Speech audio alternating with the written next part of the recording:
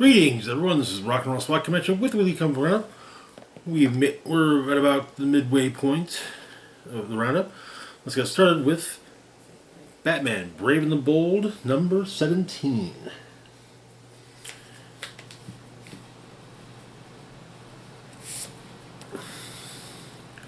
So, our first story is What's a Calendar? Calendar Man is taking some hostages.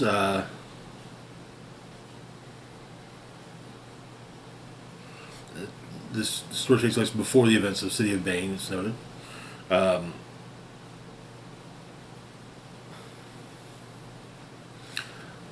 But apparently he sees leap years, leap days, anything relating to leap years as aberrations. And he's taken hostage, presumably a bunch of people that are, I presume, have February 29th birthdays.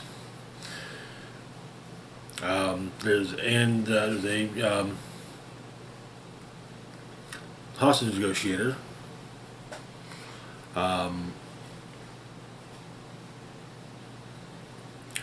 Was placed as a negotiator based on 16 hours of hostage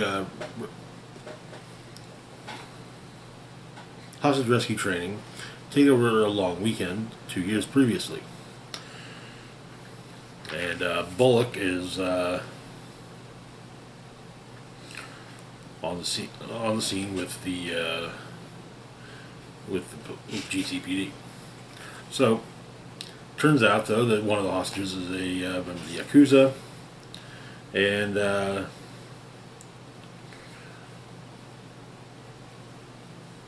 Batman is scoping out the scene, but Yakuza, there's shooting.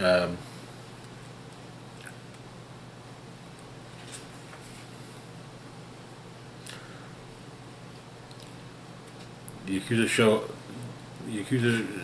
take their shots. Batman gets the hostages out.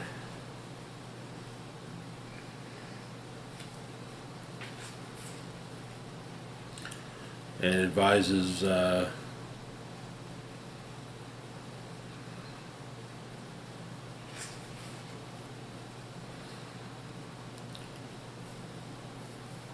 Yakuza heir to help his fellow hostages out at least that evening, and proceeds to incapacitate Calendar Man. Bullock and the hostage negotiator are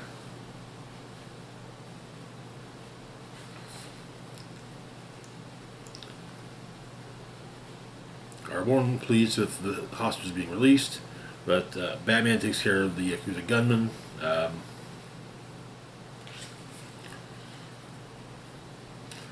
And a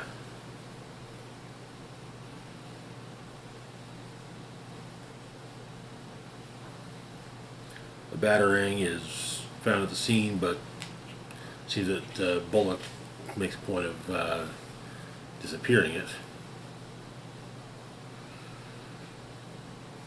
And that's where the story ends. The next story is Petsurrection, featuring John Constantine. Someone's been resurrecting pets. Kind of, on the cheap, but they continue to pop up. Streaky the Super Cat brings an amulet to John. Apparently, John is allergic to cats, and seems to be partially responsible for the resurrections. And however, Streaky is undeterred and from helping John. It turns out that it seems the pattern is John himself. The cases have all been around him. And it seems that John's going to have to work with Streaky, even with the allergies. Our next story is part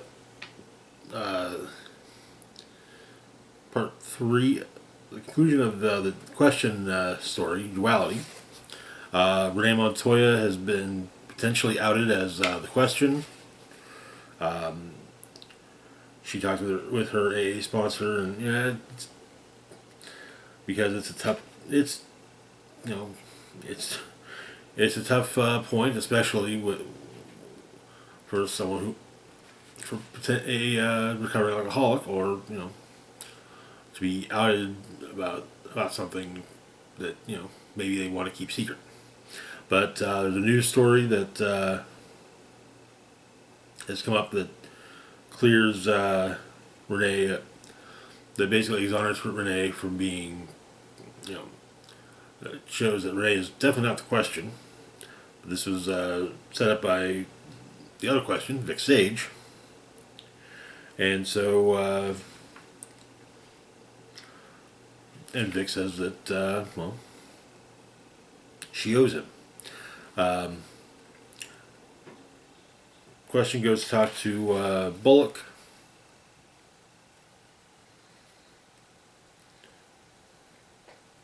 And then and the conversation leads Renee to Kate Kane, Batwoman.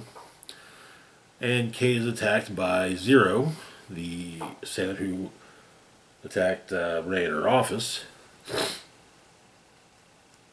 Renee and Kate deal with Zero and unmask him.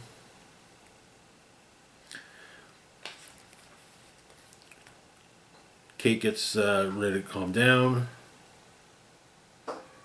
And she says, yes, she's the question, but she's also Renee. Both pieces define her.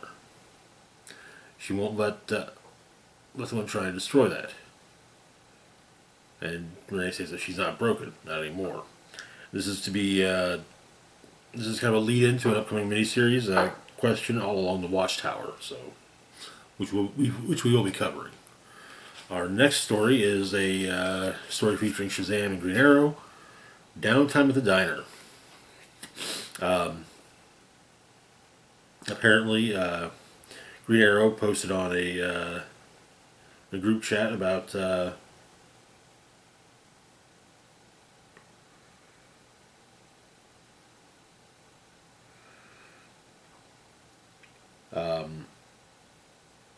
basically, breakfast that you get one of breakfast at Grell's Grill. Nice little nod to Mike Grell. And so Captain Marvel goes to join him during the while they're having breakfast. Clayface is recruiting 3 potential hench people. And the conversation that Billy and Ollie are having is cut short by, Clayface's goons showing up to basically rob the diner. Shazam and Green Arrow take down the goons and Clayface, and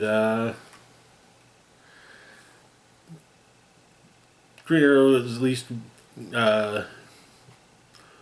willing to stop calling Billy Captain Marvel, Shazam, Kid, and start calling him Buddy. Our next story is a micro story. Bats again. Kirk Langstrom is working late and defiance of his need for sleep. I can relate to that. And he drinks some what he reaches for what he thinks is coffee, and well, it turns out to be the Man Bat serum. So he changes it to Man Bat, and he still needs coffee. So he goes to a coffee shop, putting on a hoodie, and gets a coffee. And that is where the issue ends. The fun issue. I really like that Man Bat short. I'm hoping that we might be seeing more micro stories in future issues of Brave and the Bold. Moving on though to our next book, we've got Harley Quinn number 43. Where we left off with Harley. Her and Robin had been facing off against Mr. Freeze, and Robin got frozen, encased in ice. So the issue opens with Harley in court. Appears to be Nightmare Court, basically. But she said when she got dressed, at least, and well, apparently half dressed, and she's only wearing her suit jacket, and then her underwear and fuzzy bunny slippers.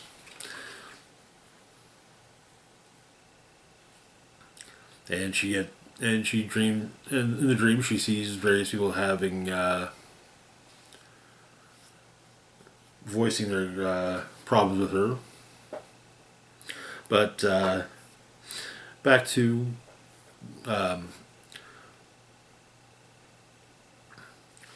Freeze. Harley dealing with Freeze. He has an ice prototype that Harley's trying to get from him to basically actually do a good deed and basically melt his ice scraper, a skyscraper made of ice. But she tries to analyze him and maybe even cure him, but Robin gets loose, and he explains that he heard what Harley said to Freeze, and it made him take Harley seriously.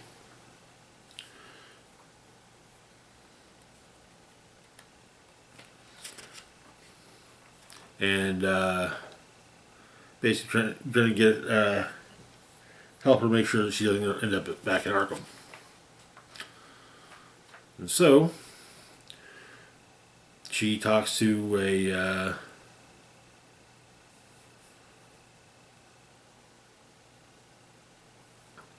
the cop that's at the center of the Maxie Zeus case, which Harley's actually kind of involved in.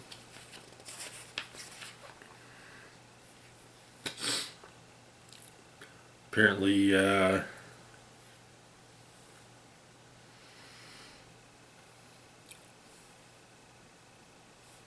cop has some issues with her mother. Her mother was always focused on her work, and she would only she only noticed her daughter when she was being good, and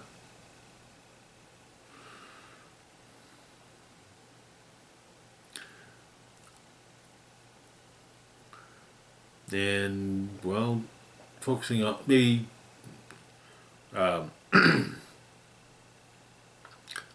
crime would get her one way or the other. Crime would get her what she wanted, and it did. Attention from her mother.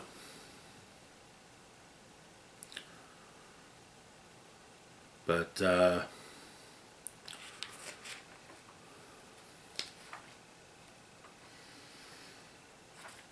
Harley goes to her court date.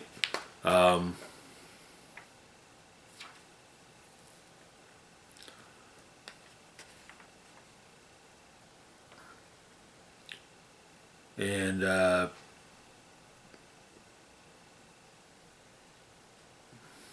advises the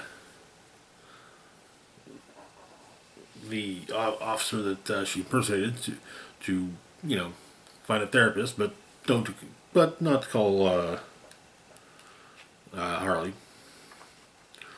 But all the charges against Harley have been dropped, and Ivy suggests a road trip after making a suggestion of a jailbreak before the charges had been dropped. Anyways, in our backup story, Harley is in a medieval fantasy scenario, and her cohorts have to deal with Kraken, and they manage to defeat it with brute force and a degree of pluck, or pluckiness.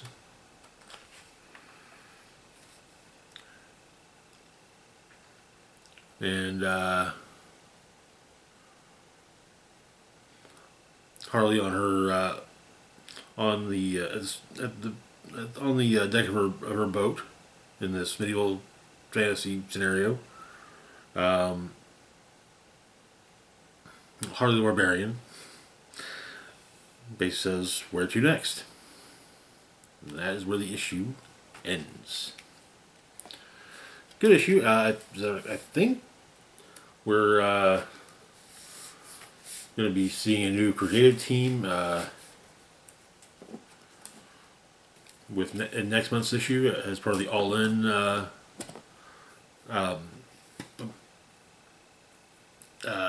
initiative. So, moving on though to our last book, for the moment we've got Outsiders number 11.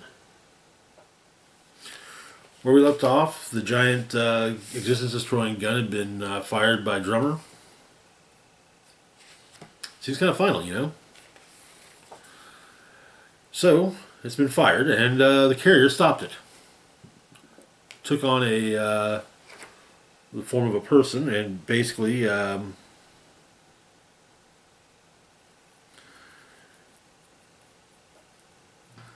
tries to stop Chiquita from basically destroying things, destroying existence, and tell her about the endings she sees. 8 years, Lucius Fox's ending will be 8 years later, in bed, dying, natural causes, not seem to be in pain. Then we've got Luke Fox, 37 years later, helping with Terry McGinnis, and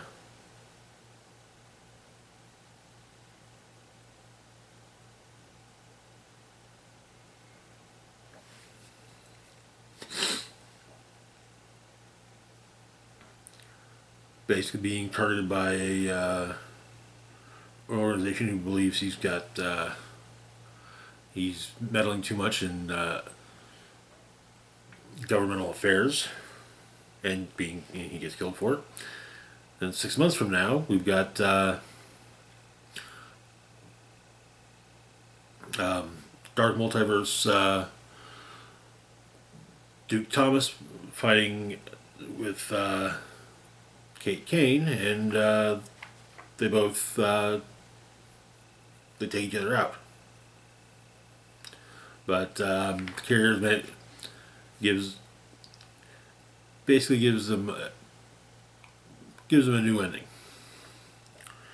Drummer ends up taking on Batwing and Batwoman.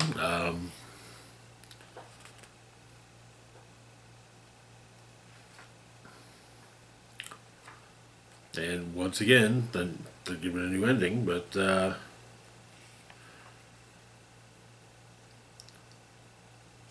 Drummer's gonna writes the word "outsiders" on a book, puts it in the carrier's bookshelf, and this seems to be the end of the carrier.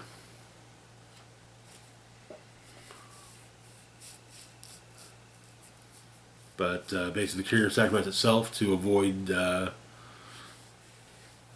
use of the existential weapon. And 2 months later, Luke Fox and Kate meet to potentially put together a team. You got a guy that I guess sees what's wrong with the world well before anyone else, and immediately starts working on solutions. Some folks call him the Doctor. But it's also dealing with century babies, and it seems like he's talking about potentially taking on the mantle of the engineer. But it seems that he wanted to build the Authority, but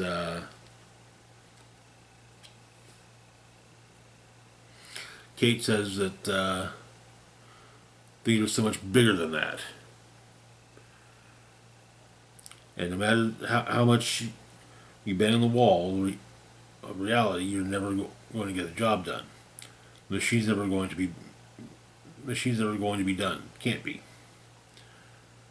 This is what they are.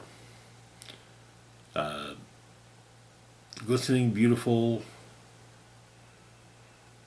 now, and all they can do is live. Live as hard as they can and as long as they can.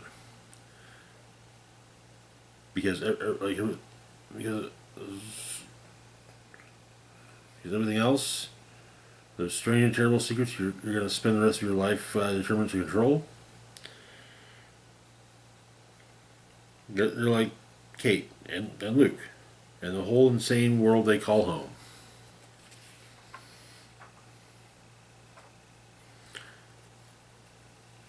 And the series ends with Drummer in a in a library, and she pulls out a book called Planetary, and begins reading it about basically rereading Planetary. That is where the series, I believe, ends. It's been a good run, interesting, frustrating, not exactly easy to digest, issue by issue at least. Anyways, that's going to do it for now. As always, feel free to like, share, and subscribe. Links to my Facebook, Twitter, Blue Sky, Instagram, Mastodon, Patreon, and PayPal can be found in the description box down below. This is Rock and Roll Spock signing off saying, live long and rock hard.